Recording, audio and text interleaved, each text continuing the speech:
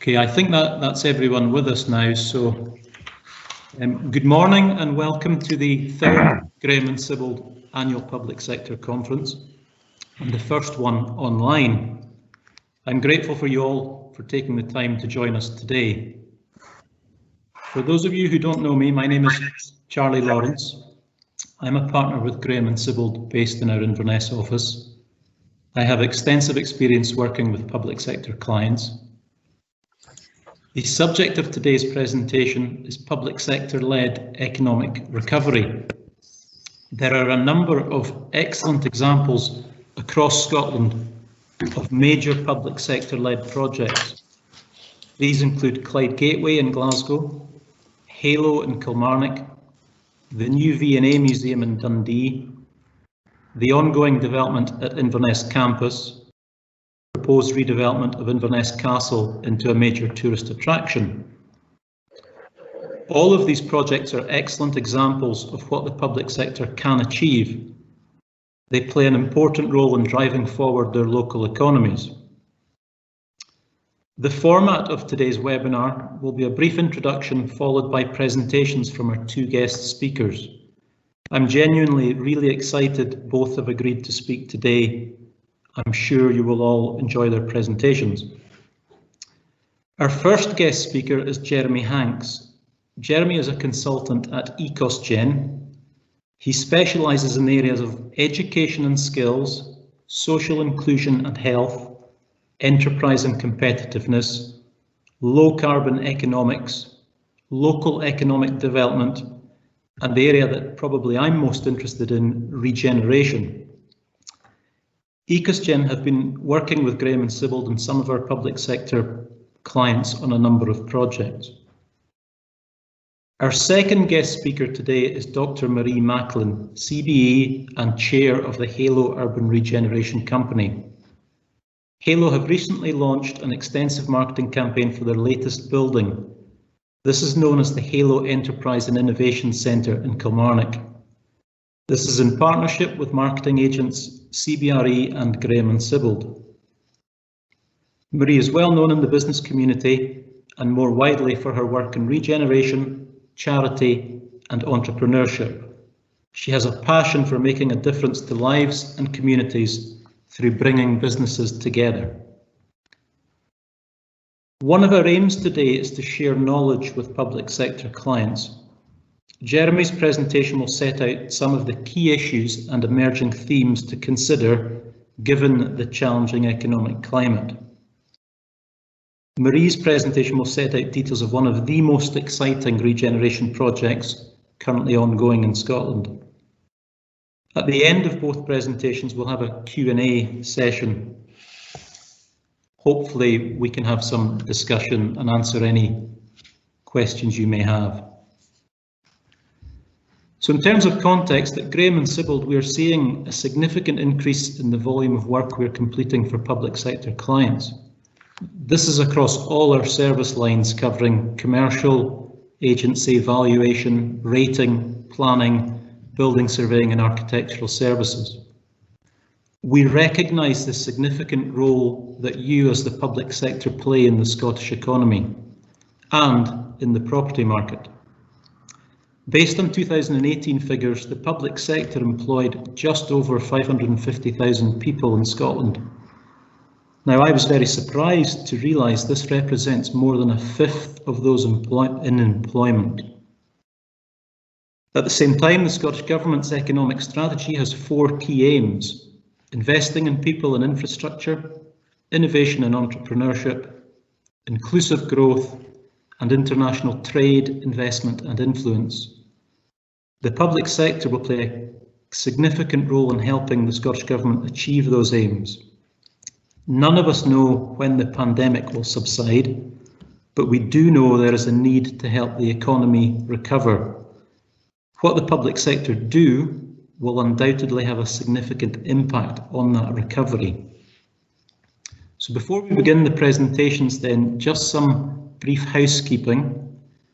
Please remember to keep your microphone on mute unless you're invited to speak. And please feel free to pose questions using the chat function, and we can cover these at the end of both presentations. I'll now hand you over to Jeremy. If you can bear with us for a few minutes whilst he opens his presentation. Thank you.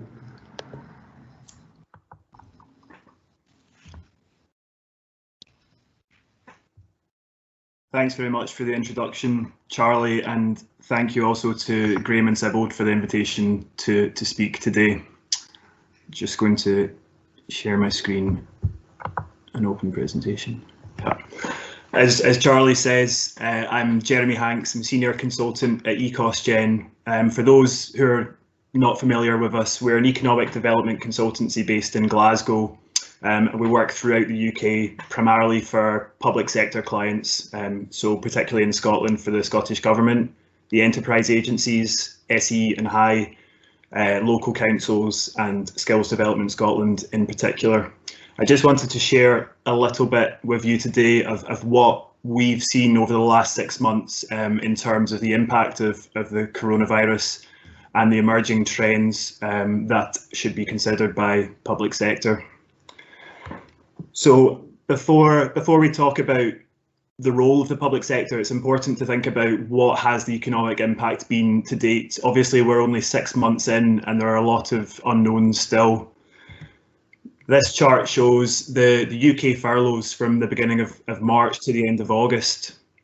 So over April to May, we reached a peak of almost 9 million furloughs in the UK. That's 9 million people who were told that they were not needed in their jobs or that their businesses would look to survive without their employment at the time. This has obviously been in a downward trend since, with the introduction of partial furlough and the reduction of the furlough scheme percentage paid by the government.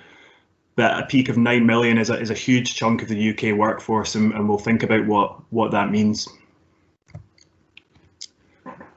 Typically, we work with data sets day to day, and there's usually a lag time of 1 year or up to 2 years between data being gathered and published. So a lot of the time it's quite old by the time it gets to you. But what we've seen in the last 6 months is the government put in place some really high quality, timely data sets that have allowed us to think about what the full impact has been to date. So for example, the furlough statistics, the self-employment support scheme statistics, and the business impact of COVID survey, which is run every fortnight and surveys a sample of 25,000 businesses throughout the UK. In Scotland, 1 in 3 eligible jobs were furloughed in July, which is again obviously a huge chunk of the workforce, and that's in line with rates in England and across the UK. And we've seen an almost doubling of the claimant count in Scotland from last September to this September, with an additional almost 250,000 people claiming benefits, out of work benefits. However, these headline figures mask significant variations by sector and industry, but also by geography across Scotland, and it's important to think about these, and I'll touch on these just now. This chart shows the most furloughed and least furloughed sectors in Scotland in July. Now, it probably doesn't come as a surprise to most that tourism and hospitality has been severely impacted. Construction, we remember when that completely closed down back in April, May time. And the arts sector, which is our creative and cultural sector, which includes things like performing arts, museums, libraries, gyms, they furloughed almost 3 in 4 jobs back in July. Whereas at the other end of the scale, the public sector have been actively hiring throughout the last 6 months to be able to boost capacity to respond to the COVID recovery. And we know that the financial sector is almost back to pre-COVID levels of output already, has bounced back very quickly. In terms of geography, so again, this chart shows the most impacted areas, local authorities in Scotland, and the least impacted, again back in July. The important thing to note here is that in terms of furlough by geography, it tends to be driven by the sectors or industries that area is particularly dependent upon. So for example, in Highland, we know there's a large tourism industry, and that was severely affected by the crisis. In Glasgow, Glasgow's very dependent on its hospitality and retail offering, also has a large construction sector, and these were industries that were severely impacted. It's interesting to note that in the bottom 5 local authorities, we have the 3 island communities, so Orkney, Shetland and the Western Isles, and there are a number of reasons for this. Firstly, by the nature of the geography themselves, they're relatively self-contained and they have some of the lowest prevalence of COVID cases in Scotland. Also, the islands are quite dependent on their primary industries, fishing, marine, aquaculture, and they've still been able to export to the continent, although at a lesser extent, but still being able to carry out a lot of that high value sales to the continent. And thirdly, there tends to be a prevalence for self-employment in more rural island communities where people create their own employment opportunities, and so these would not be picked up in the furlough statistics. In terms of the road to recovery, I'll try and keep this a bit upbeat, but the Scottish economy at the moment is currently 10% smaller than pre-COVID times. And just to put that into perspective, during the financial crisis of 2008, we reached a trough of 4% smaller. So it really is extremely significant, and I'm sure nobody's underestimating the task ahead. Modelling by economic analysts at Fraser-Ballender Institute at Strathclyde University suggests that a return to pre-COVID level by October 2 years from now, which would give a 2-year, 6-month recovery period overall.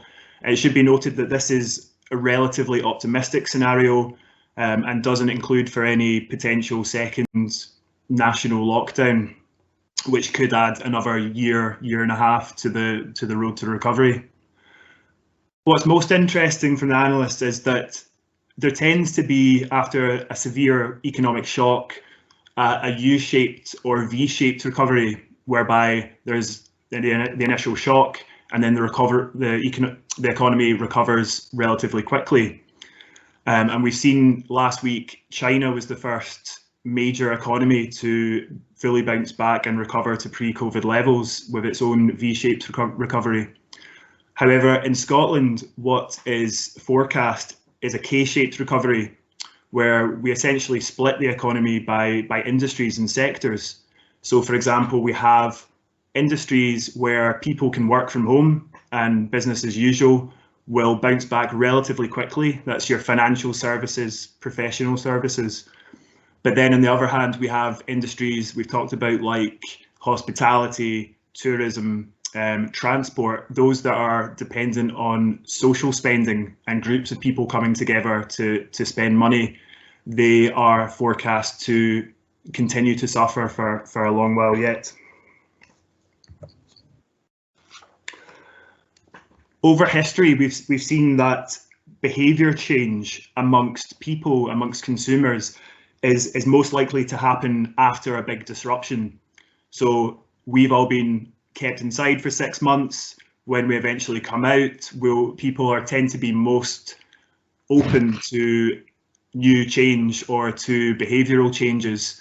So I just wanted to touch upon a few emerging trends that we've seen. Some of them you'll have seen discussed widely in the news, but some are more food for thought.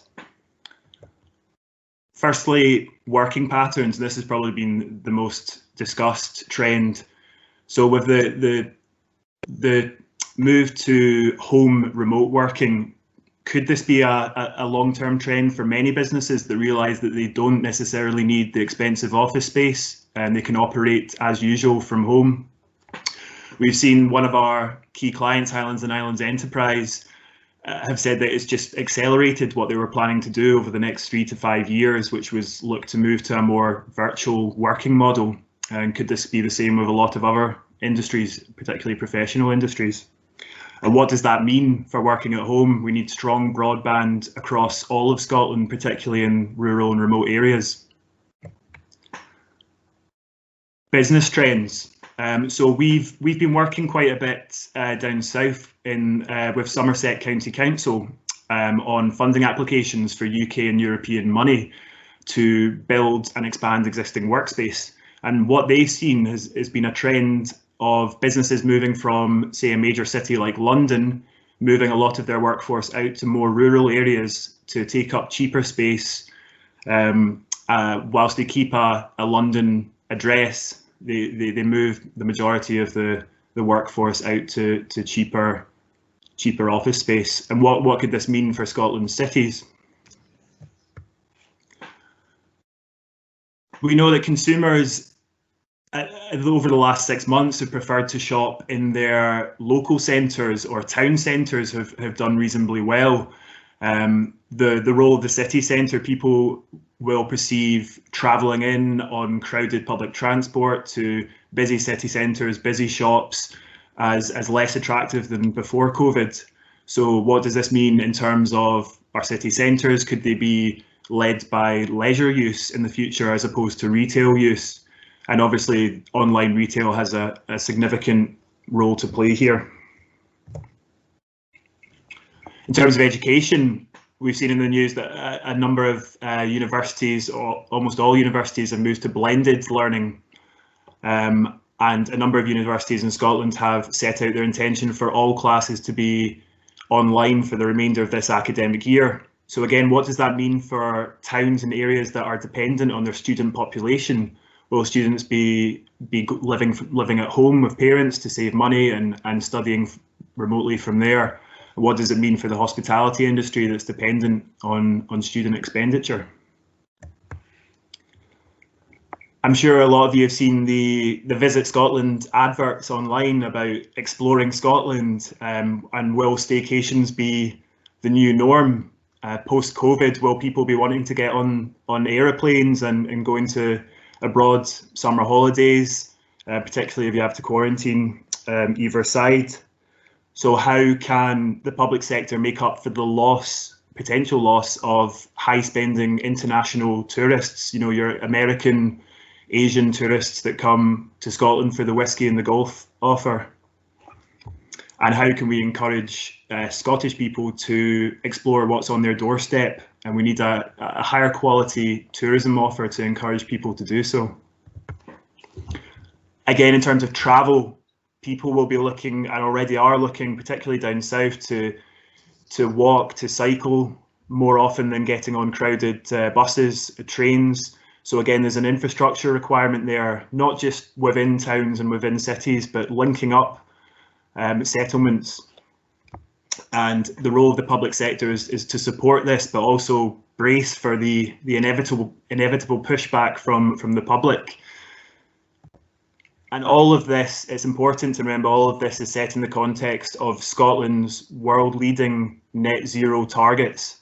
So Scotland has set a target to reduce emissions by 75% by the year 2030, and be the world's first net zero economy by the year 2045. We've been recently doing a lot of work with Skills Development Scotland around, you might have heard the term green recovery. So what does this mean in terms of the nature of jobs over the next 10, 20 years? What are the green skills that employers will require, not just in industries like renewable energy, where Scotland are world leading, but across all other industries? What will the nature of jobs look like? So short-term recovery will be driven by the evolution of the virus, the vaccine, and the UK government policy response. But ultimately, long-term recovery will be driven by these consumer and business behaviours, these changing trends, and supported by the public sector. In terms of the public sector's role, just thinking about the trends that we've just touched upon. The public sector needs to not just monitor the data sources that we mentioned at the beginning about furloughs and the business surveys, but also preempt and forecast what COVID's impact could be on local economies to help to really future-proof investment decisions. Encouraging diversification is a huge aspect that the public sector has a role to play in, and we've seen a huge amount of innovation right back at the start of lockdown. We saw distillers and brewers making hand sanitizer, Airbus, Ford and Formula One teams manufacturing ventilators for hospitals, and aside from innovating and manufacturing new products, businesses have diversified. An example in Glasgow would be 6 by Nico, a high-end restaurant delivering fine dining at home packages. And a number of innovation and R&D funds have sprung up over the last 6 months to help support businesses to generate a new revenue stream. Identifying emerging opportunities, particularly going back to the Scotland's net zero targets and the new jobs and skills that are emerging. Where will they be geographically, and what will they look like? And the public sector needs to drive growth and jobs through available mechanisms. The city deals and growth deals have been a huge cash injection in Scotland, and we've been fortunate enough to work across a number of really innovative projects, particularly in the growth deals that hit Scotland's more rural and remote communities. We've worked on innovative projects such as just recently developing business cases for a spaceport in the Western Isles in North Uist, the Murray Cultural Quarter, enhancing Elgin's tourism offer in Murray, Creative Dundee workspace aimed at the digital and gaming sector in Dundee, and a forensic centre of excellence with Abertay University. Many of the city deal funding has already been allocated and projects have begun or been delivered, but there's still flexibility in growth deals to take advantage of emerging opportunities. Dozens of sectoral funds have sprung up in the last 6 months, particularly aimed at industries that have been hardest hit, such as creative industries, tourism, and the third sector that is so reliant on funding streams. In terms of town centre regeneration, recently we saw an extra £30 million be allocated by the Scottish Government and COSLA to the Regeneration Capital Grant Fund and the Town Centre Fund to help disadvantaged communities and to encourage local construction. And then, of course, there's one-off schemes such as Eat Out to Help Out in August that I'm sure everyone took advantage of. There's been varying reports on the economic success of these schemes, but it's certainly given social and well-being benefits and allowed people to socialise more than they could. I just wanted to leave with a couple of questions about what would or what could a successful economic recovery look like. I've spoken mainly here about economic measures, so looking at furlough data, GDP, jobs, and these are the traditional measures that we use to measure success. But this year, China, for the first time, ditched its GDP target and decided to measure success more on the health and well-being of their citizens. Is this something that we should be adopting in Scotland, particularly with the severe well-being impact of people being kept inside, not being allowed to socialise, and also obviously workers on the front line? Should it be measured by the collaboration between public and private sector, particularly given the new trends and being able to shape the economy based on the emerging trends that we are seeing come out over the last 6 months? Thank you very much for listening. I'll pass you back to Charlie.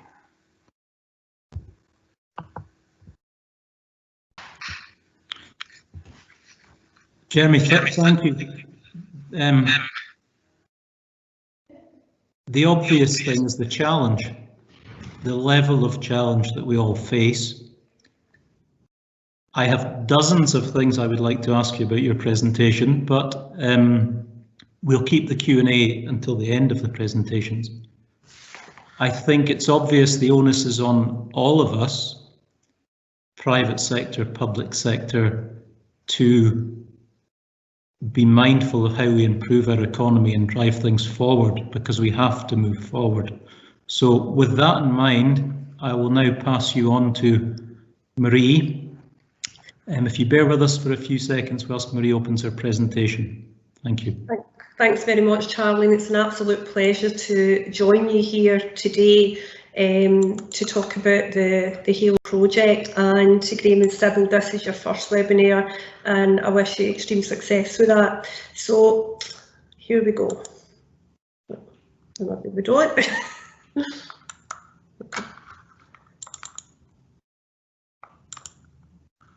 Okay. So good morning, everybody. I want to speak to you today from my heart about my hometown Kilmarnock and a £65 million regeneration project where we call Let the People Sing Again. And we are HALO, we are an imaginative brand, we're innovative and we're inspirational. And these are the buzzwords. I've worked in construction and financial services for over 30 years. And I've listened to many a story that in fact, if we get cities right, the economic benefit will flow into our towns. And being a kid growing up in Kilmarnock and on Thank Council Estate and seeing the demise of some of our key industries, I think I'm safe to say that that ethos didn't flow into Kilmarnock. So I'm going to take you on a journey today. I'm going to take you on a 11-year journey when one of our major former last employers, a well-known Scottish whisky brand, decided to leave our community. And from that ashes, working with great partners from the public, private and social enterprise centres in Scotland, we have come up with the HALO vision, a £65 million project called Live, Work, Learn and Play, which will create 200 million GDP to Scotland's economy and create up to 1,300 jobs. I want to speak to you today about people. And it's people, as far as I'm concerned, that makes changes in our communities. I'm going to speak to you about the power of the people and how 20,000 people made complete change for Kilmarnock Ayrshire, and I firmly believe now is a model that could be taken forward throughout the whole of Scotland and the UK. I'm going to speak to you about energy and how with the energy of the people and the energy of a well-known high street PLC energy company, they basically seized a moment and are putting Kilmarnock and Scotland at the forefront of community-driven regeneration. I'm going to speak to you about the opportunity that we have today to make complete change for our town centres, rural communities and our city centres, but it's people who will drive that change. I'm going to also speak to you about our planet. We talk about a net zero carbon emissions country that we want to create. I'm going to show you how HALO and this 11-year journey for myself personally is putting the planet and our young people at the front of green recovery.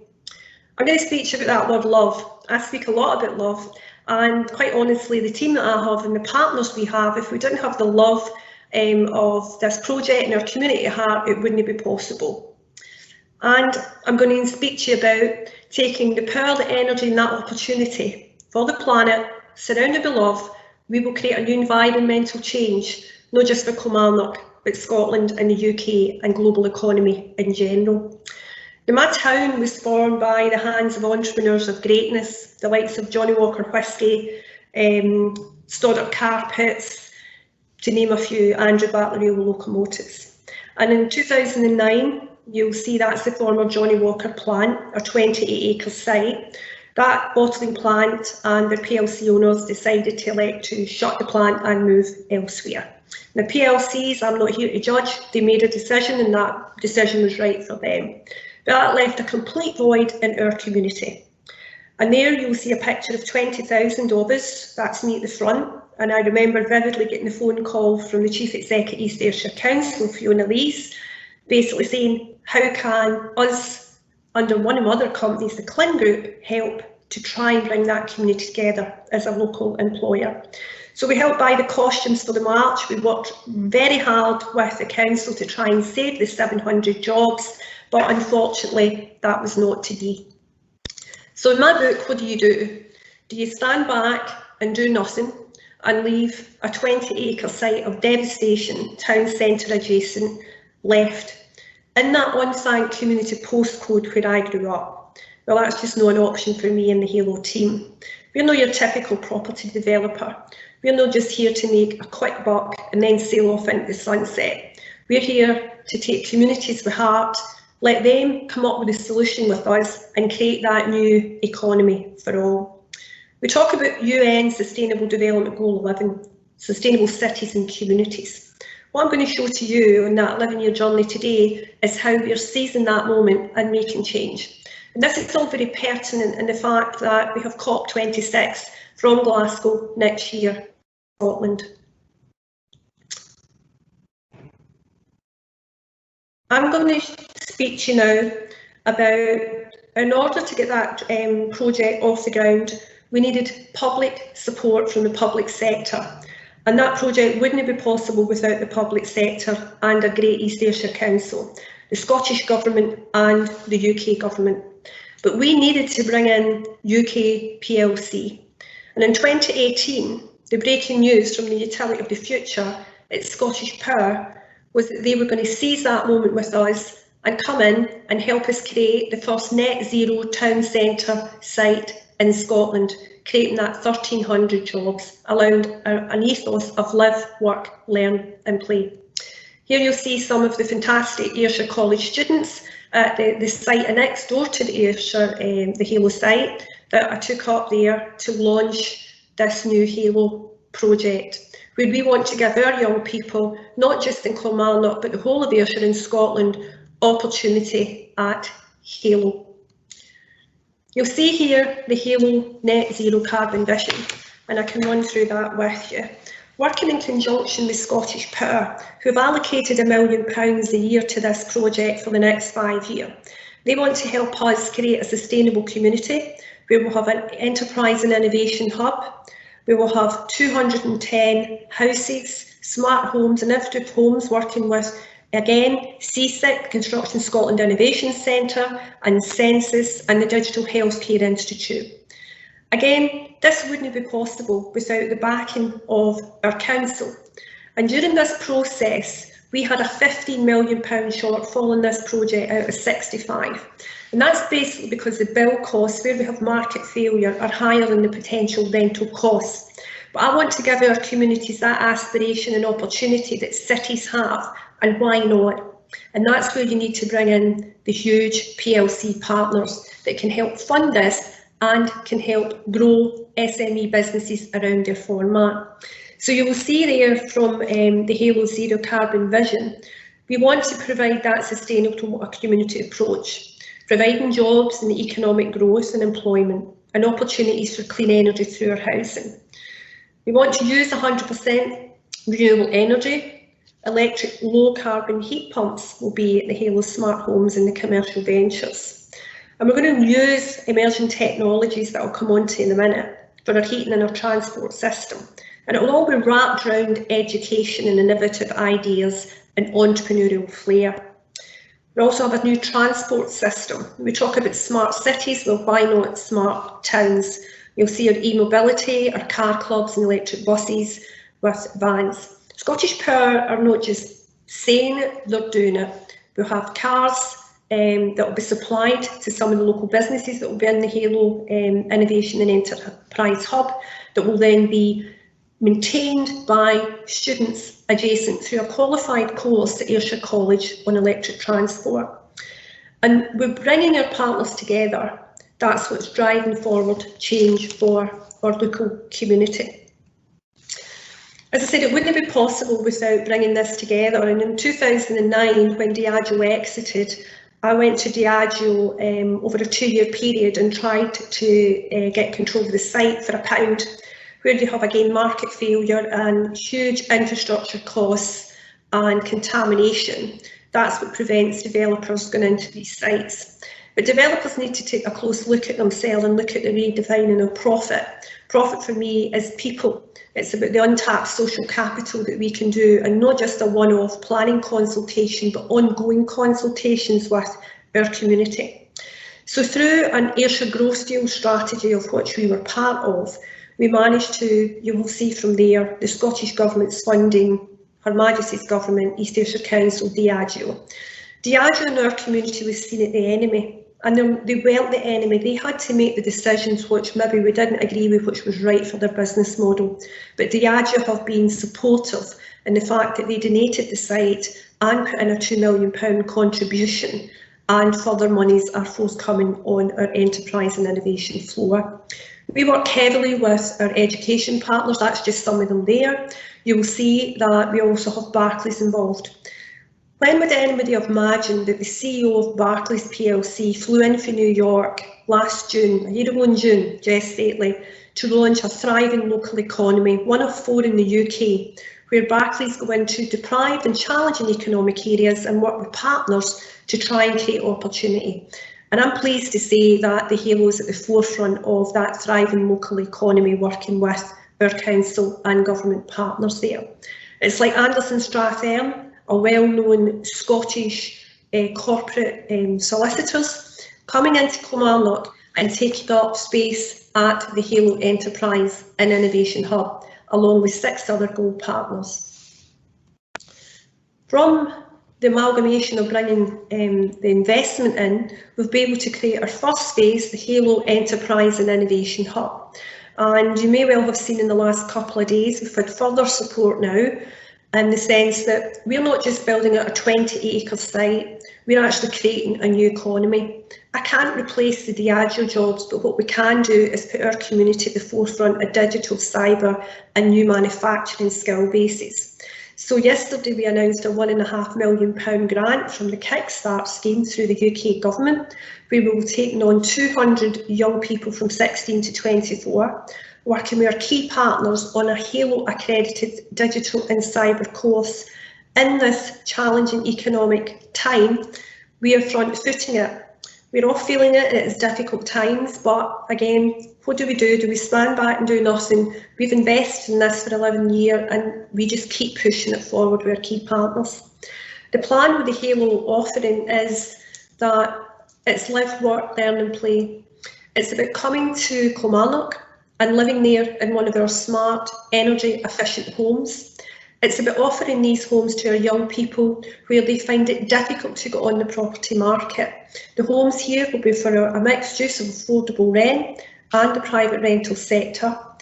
It will have 4 floors. Currently Graham and Sibbald and CBRE are marketing one of the floors for us for established business. But then in the top floor, we have 110 desk space for enterprise and innovation type companies that will work with our key partners at Scottish Power and our comms suppliers on innovative new type business models that can flood into Scottish Power innovation and help grow their businesses. You'll see that some of the young girls under Learn, my cyber girls from Greenwood Academy, who got to the final of the UK government's Cyber Girls Challenge. It's about taking these young girls and young boys and giving them the opportunities to aspire and protect our country, especially through the cyber security issues that we face. That's just some of the site plan. We finally got on site last October after 11 years of trying to pull the funding together and planning. We had to close for COVID, but reopened on the 9th, thereabouts of June, 15th of June, and we will be opening the building in April 2021 in the first phase. So HALO is about transforming local economies, and that's about taking the communities with us and creating employment opportunities.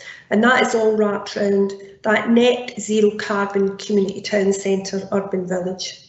It's purely about people and aspiration and opportunity. This is our time.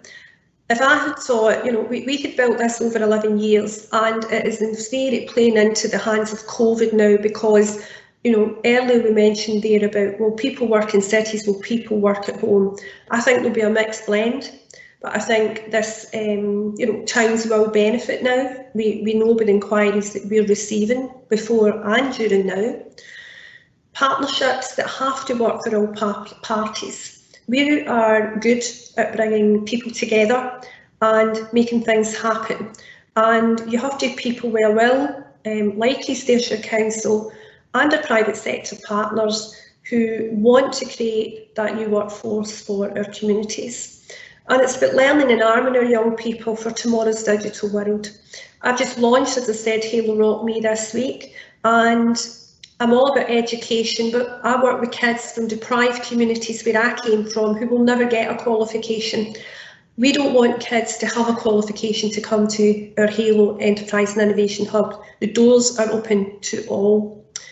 And it's about helping start up and scale up businesses, entrepreneurs. We're going to see a mass exodus of people facing redundancy over the months ahead.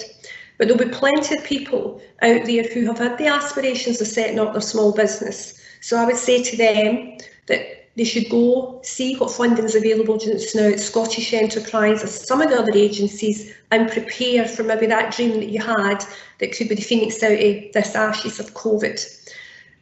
Accessing funding. The funding is always difficult in these projects, but we now have a model that we can roll out throughout the whole of the UK, and we are currently looking at sites in Ballymena, Belfast, Blackpool, to name a few, and Glasgow. And it's about creating that new informed workforce for the Scottish Powers, the Barclays, the BTs in the future. Our energy provision will come from the Whiteleys wind farm, just up the road from our site. It's been a huge aspiration for me to make this work for our community. But beside me, I should say, you'll see a great team, and that's some of our directors at the top. These projects are only possible with hard work and collaboration with our directors and partners. That was just a couple of weeks ago on the roof of the HALO with a fantastic HALO light that is a unique light that's been made for us on top of the building, and that's Fiona Lee's East Ayrshire Council's Chief Executive. My journey has taken me around the world, but my heart will always remain in Kilmarnock in Ayrshire. And from Obama to DiCaprio to George Clooney, I've knocked on many doors in 11 years to make this dream of mine happen into a reality. And it is a reality. You'll see there the college students up at Scottish Power, some of the Ayrshire college students, and at that desk that was fantastic students, international students at Glasgow Caledonia University on sustainability and green economy. These young people are coming to Scotland to be educated because we are at the forefront of that green agenda. This is the HALO site. The green HALO light is the first phase. We have live work units where entrepreneurs can live and work at reduced rent costs. We have a HALO Urban Park that we have designed with Kilmarnock Skateboard Club, which is kids from 12 to about 35-year-old. We have the smart homes, we have light manufacturing units, the first wave surf facility and digital retail facility. That's the next huge building that you see behind the HALO, and further housing and innovation centre at the back there. And everything we do here aligns with town centre regeneration and works with the local high street. We're currently working just now with some entrepreneurs on how will the high street look in the next year, 5 years, 10 years, and how can we at HALO help sustain independent shopping in these communities, and work with the rural communities as well, that we create that aspiration and economic value for all. I'm going to leave it just now with, anybody that knows me knows I have a love for music. I wasn't in the most articulate school. I was kept back a couple of years because I didn't know then I had dyslexia. But we have a famous band called Biffy Clyro in Kilmarnock, and the lyrics of that song that they wrote is, when we collide, we come together. If we don't, we'll always be apart. I'll take a bruise, I know you're worth it, but when you hit me hard.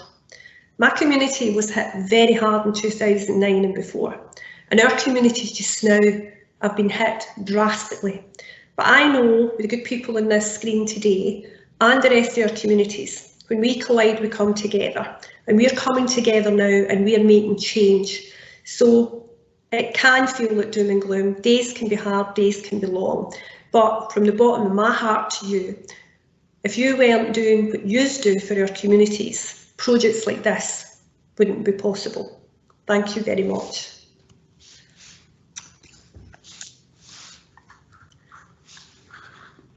Okay.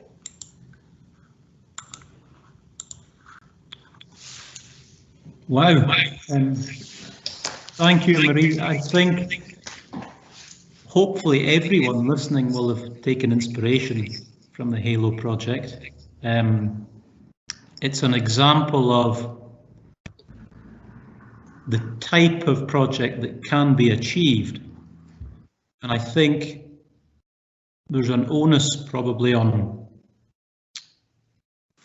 the public sector and the private sector to try our best to deliver similar projects where possible. So I'd like to open up the webinar to the Q&A session, and if it's okay, if I can use my privileged position to go first.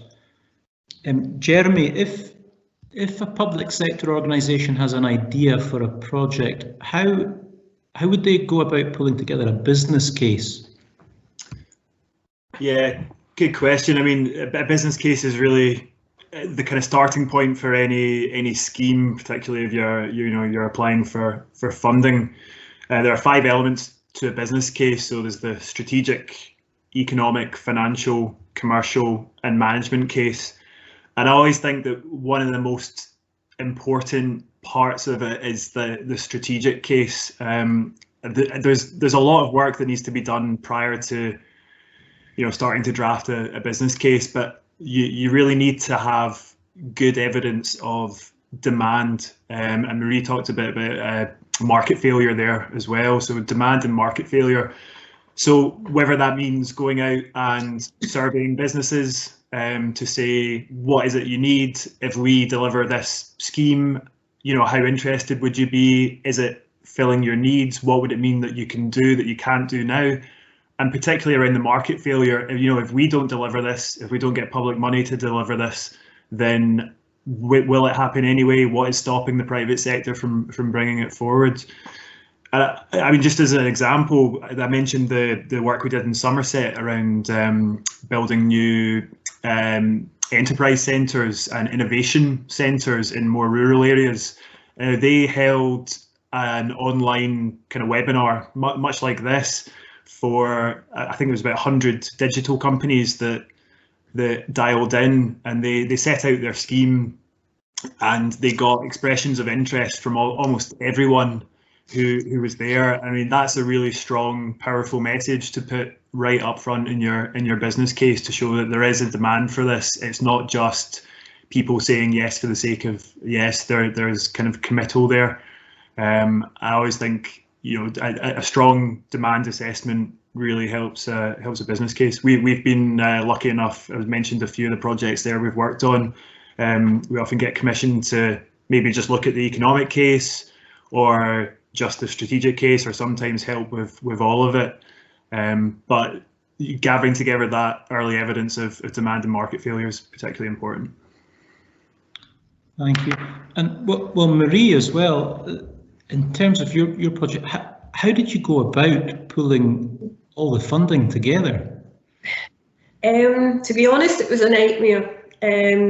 When there was 20,000 people march, we had both governments saying, and I'm not having a go at anybody here in particular, but we had politicians and various people there saying that we would put money into a viable project.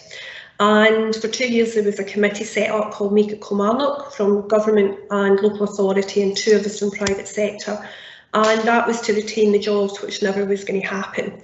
So I was on that committee, and it was an unpaid role, but I'd always said at the outset that if this failed, I wanted a chance to go in and negotiate with the Diageo, which was a difficult situation. And what I did was I went to the council. The council were looking at a growth deal strategy. We said that we would be able to put up a project in there. We're the only private sector project in there for growth deal. The problem we had was, MD's been involved. I sit in the Glasgow Leadership City Deal Board, where Lord Willie Hawkey chairs that. The problem with the growth deal was timing. We were ready. So I actually at one point withdrew our project from the growth deal and had a meeting with Greg Clark, who was the business secretary and energy secretary. And basically, if somebody tells me no, I just keep going. And we needed one of the governments to jump first because we had the site for £1, we had Diageo putting in 2, government putting in 2, us putting our money in, and we needed a government to jump. So I'll give it to Greg Clark at that time. He said, tell me what you know, this is a speculative development, how do you know it's going to work? And I just knew it was going to work because I'm close to the marketplace, I know what the locals need and want. And whether it's in Ballymena or whether it's Belfast up the Shankill and the Falls Road, that's where our other projects are going to be. It's all about community and people tell me what they need. So Greg Clark, the UK government, took the chance and they jumped, and at the same time the Scottish government jumped and they put in £3.5 million, it was Keith Brown, for infrastructure, and the UK government £3.5 million to help build the innovation centre, but that's just the first phase. And from that we basically just kept going, and behind that the Ayrshire Growth Deal strategy started to you know, gather momentum, and it's you know, Germany works first hand at these growth deals, and the paperwork's colossal, and the business cases and the economic reports that have to go in, and you know, there's many a time you feel like, quite honestly, jacking it, but you know, we will just never walk away. Because I believe this is our chance, and you know, we managed to bring that project together over I would say a 6-year high intensity funding, you know, strategy. Yeah, I think that's really insightful to hear. Our view at Graham and Sibbald is that Scotland's a small country, property's a people business, and the most important thing is people at the end of the day. If you get the right people together, then projects can happen, and we regularly see that with the work we do with the public sector.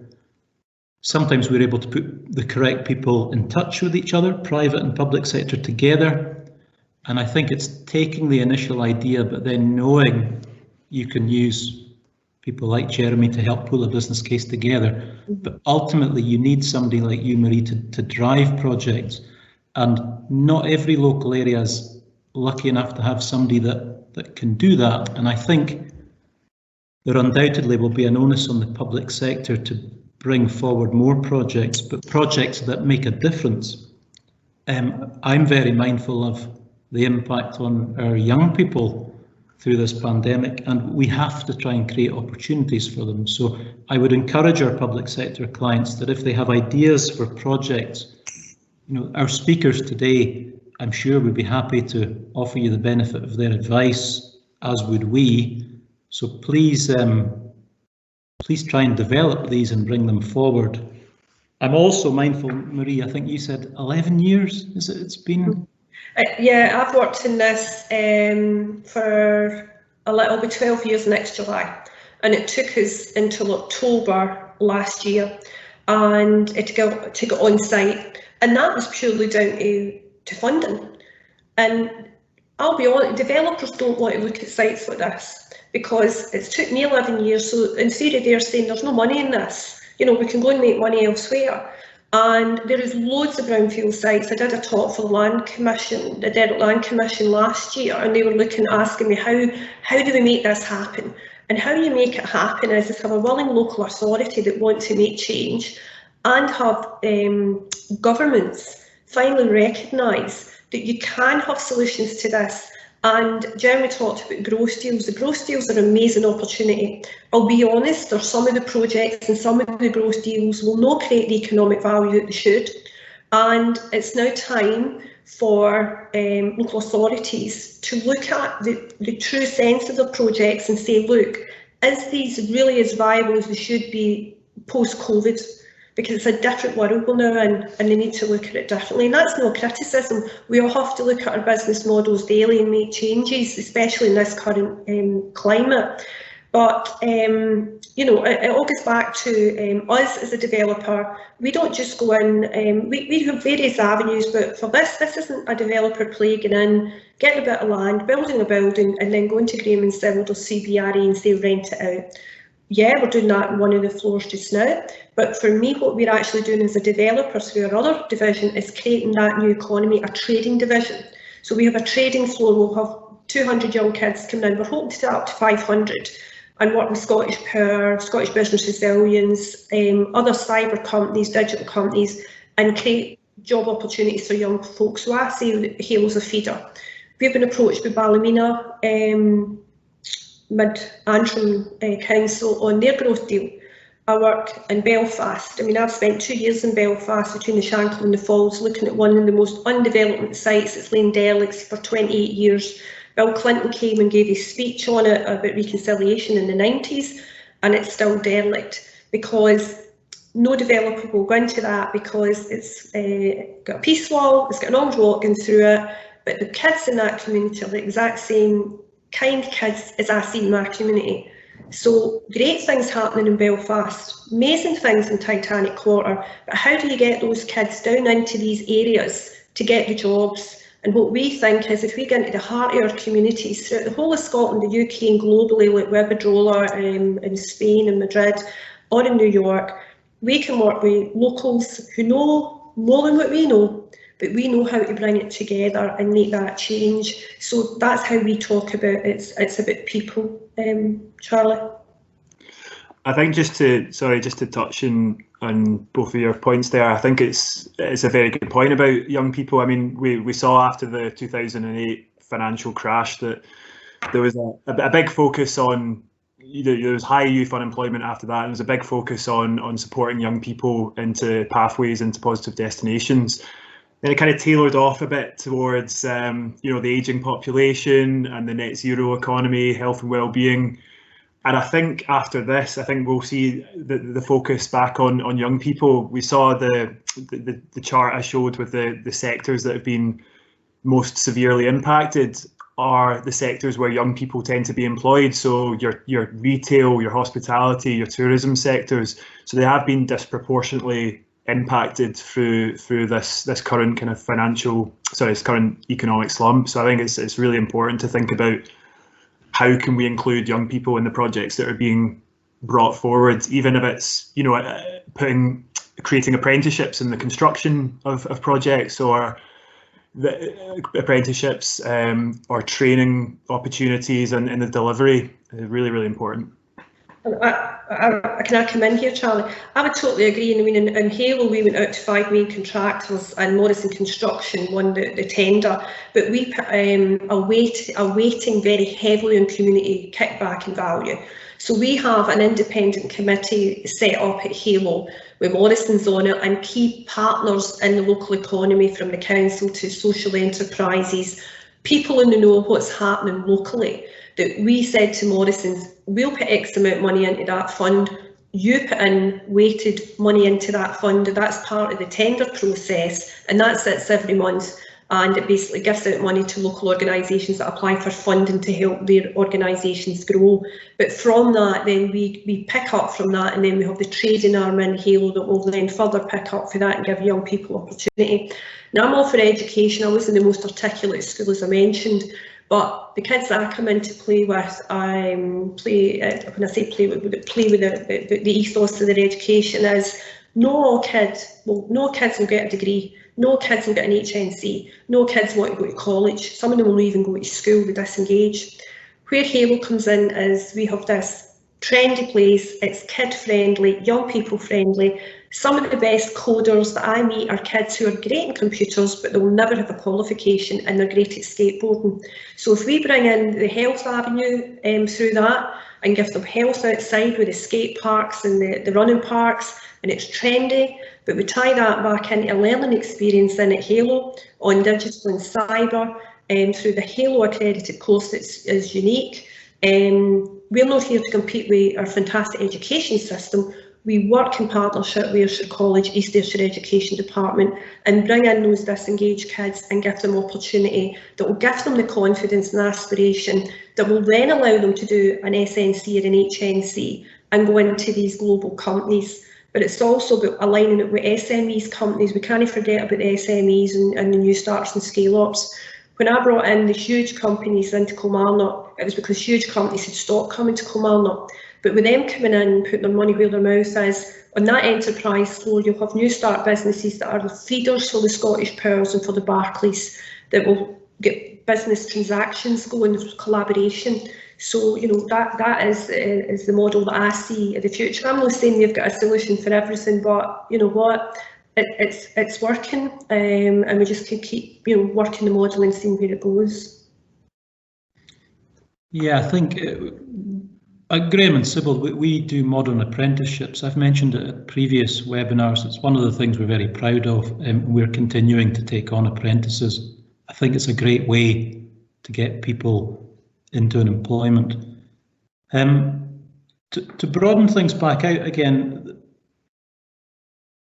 I guess what we're saying here is it's not just the public sector that have to lead economic recovery, but I think it's the public sector being aware of the key position and role that they play, because I set out in my introduction that they're a fifth of the workforce in the Scottish economy, and I set out the Scottish Government's economic strategy and their aims. And what Marie and Jeremy have just covered, I think, meets those aims and exceeds those aims.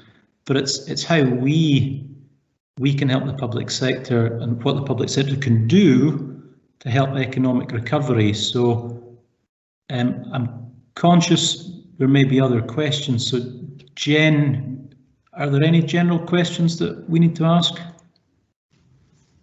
Yes, so we do have a question from Kerry Maguire. So she's asking for Marie, the community is at the heart of your urban regeneration project. How did you get the community engaged and involved within the project?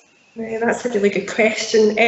Well, when we basically were negotiating with Diageo, which was difficult, I went to our architect's Keppies and said, draw me up this vision that I have, and that vision at the back you will see is the HALO build with the HALO light. And we went to a place called Centre Stage, which was a community organisation, social enterprise for young people. We hired their hall rather than go to a private sector hotel. We put it in our local paper, advertising it, and over 250 people turned up that night. And we gave them blank bits of paper and said, here's the dream, here's what you could have up here, tell us if you like it or not, and if you don't, what's your aspirations? So we get everybody speaking. People had said they'd never actually been asked before.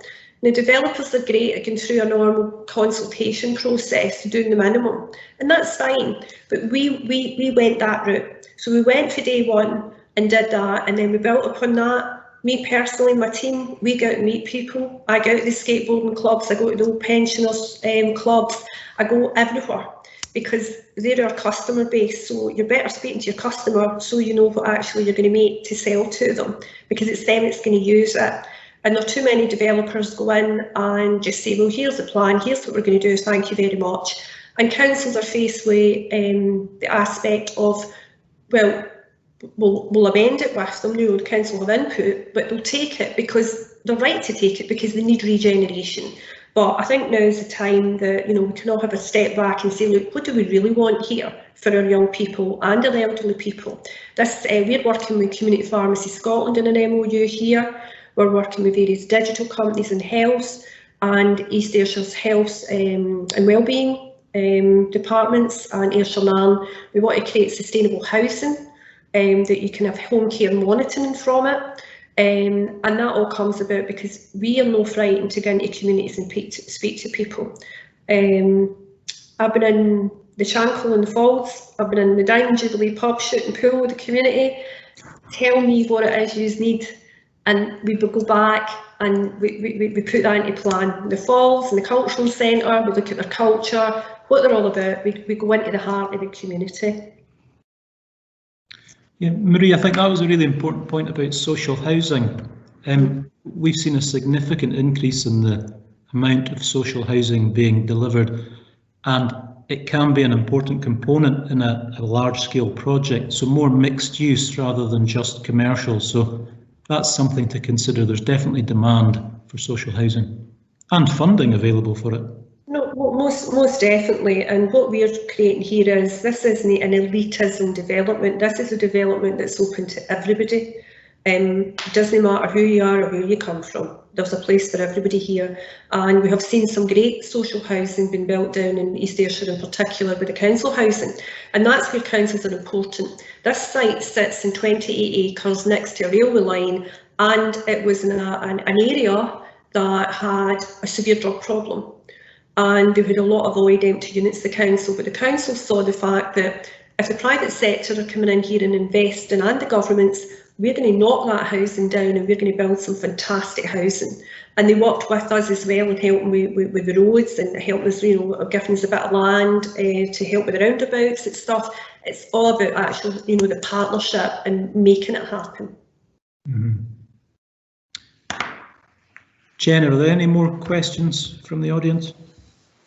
No, we don't have any questions at the moment. Does anybody want to raise their hand and ask a question, perhaps? Russell Munn has asked a question. Mute myself. Can you hear me? Yes. Maria, I think in your presentation you mentioned, obviously, I was actually not been in Kilmarnock for a long time, and I was there a few weeks ago, and just the initial visual impact of the site was quite a surprise for me. And obviously it's right beside the town centre. I think you mentioned the high street. Is there a sort of plan for continuity with the high street to try and link the two sites and make it more of a sort of town centre? Yeah, but we worked heavily with the council in that, because I'm a town centre advocate and I believe in independent shopping. And you will see where the HALO Centre is. We have got complete new improved walkways going back into the town centre. We work with Kilmarnock Town Centre Retailers Association, and we're in the process of just now saying, right, I firmly believe there's going to be a huge place for town centre shopping. But how does town centre shopping and independents who don't have a lot of money digitalise their offering, that they can still have that offering in the town centre that turns back into jobs in digital areas like our own, we're young people, and it complements each other. A lot of people fear digitalisation and cyber and we're not going to have jobs elsewhere. I firmly believe that's the opposite. I think we're in the process of trying to get a pilot shop opened in town and actually work in that shop where digital skills people, advanced people at the HALO, and what will the digital high street of the future look like, but how will it actually be there in bricks and mortar as well? Because we can't create, I don't want to see an economy that digitalisation is putting businesses like Graham and Sibbald out of business because they're not out there, renting out units, working for customers. I firmly believe it will change, but it's up to us all working together to make that change and complement it. Can I just a quick follow up on that? I think one of the problems Kilmarnock Town Centre suffered from is the sort of transport links in terms of, it's just as easy sometimes for people to get to Glasgow or whatever else. But is there a sort of coordination on that front as well? Yeah, I mean, I've watched at the hands of the silver guns, etc. Kill off town centres. Yeah, exactly. And I shop in town centres. I shop in Silverburn as well. We're beside a railway station, and it takes 25 minutes to get to Glasgow. So what we're looking at is, when people used to say to me when I did dream of HALO, why Kilmarnock? I'd say, well, why no? It's not a place that you escape up to Glasgow every day to work. And being a child growing up in Kilmarnock and coming to the city lights up here as a 16-year-old was amazing, but we always went back home. So it's up to retailers and independents to take responsibility and put offerings out there that will make it attractive for people to want to live, work, learn and stay there. So we're looking at obviously Scott Ray Alec Hines, Chief Exec, on the HALO discount cards for transport. We're looking at, if you get in a train in Glasgow, you get off the train in Kilmarnock, there's electric cars sitting there, courtesy of HALO and Scottish Power, that you can go round about the town.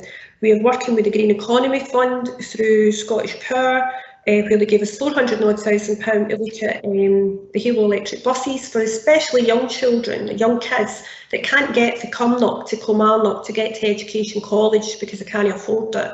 And I noticed, Michael Matheson, which is welcome this week, is looking at giving free transport to youth, which I think would be great. So I don't see our towns as escape places for Glasgow. I see it as role reversal. And we have loads of measures that we're looking at, then I think that's a possibility. But I'd also say agents have got a role to play here, the CBRs and the Graham and Sibbald. They've went in the market conditions for years that city centres are the place to be, and we all love city centres. But I believe we'll have a mixed blend of people working from home, people want to work in still in areas with colleagues, because you need that. And I see that picking up in our town centres, flooding into our town centre retail experience, and you can't forget our rural economies as well. So we're looking in a measure of that with ScotRail just now, and how do we tie up through the railway lines into our rural communities, the HALO effect. Yeah, great, thanks for that. Welcome. Thanks, Russell. Are there any more questions?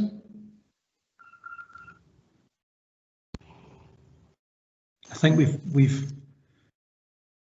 hopefully answered quite a few of them through both your presentations. I think given there are no more questions, then I would like to take the opportunity to thank you both for your presentations. They were fantastic. Thank you. You're welcome. Thank you. I'll hopefully speak to you both again later, perhaps. I would also like to thank our guests for attending. We'll send some more information out after this, but if any of you have any questions that you would like to ask off air, then please feel free to contact us or any of my colleagues. And we're delighted to help. We're delighted to answer any questions. I think, to summarise, all of us will have to work together to try and improve things. And hopefully there are more projects like HALO that can come forward, and that there are seeds for ideas out there that in 10 years' time will make a difference. So thank you. Take care. Thank you. Thank you very much. Thanks very much.